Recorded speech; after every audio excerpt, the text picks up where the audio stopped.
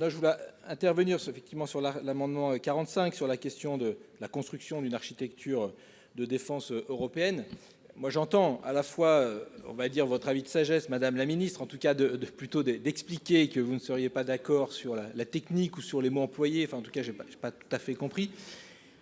Mais en tout cas, la question le sujet de la défense européenne, en tout cas d'avoir une réflexion à l'échelle européenne, je pense que tout le monde en a parlé, en tout cas dans les interventions. Vous en avez parlé, le rapporteur en a parlé. À un moment, ça serait quand même bien qu'on le retrouve dans ce rapport annexé, parce que sinon, je ne vois pas à quoi sert ce rapport annexé. En réalité, dans cette actualisation, on parle quasi jamais justement de cette question de la défense européenne. Donc moi, je pense que ça a plutôt sa place là. Si c'est sur la formulation qu'il faut retravailler, pourquoi pas, et on est prêt à le faire. Mais en tout cas, moi, il me semble que c'est important, en tout cas, qu'on ait cette réflexion, en tout cas, cette orientation qui soit inscrite dans ce rapport annexé.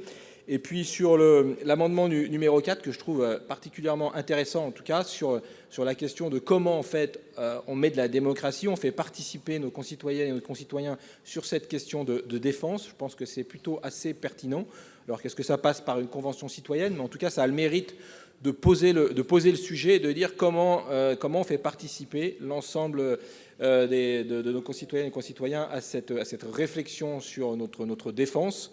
Et ça paraît aussi, parce qu'effectivement, il y a un sujet d'acceptation aussi de cet effort en termes de défense. Donc je pense que c'est un amendement qui me paraît plutôt intéressant.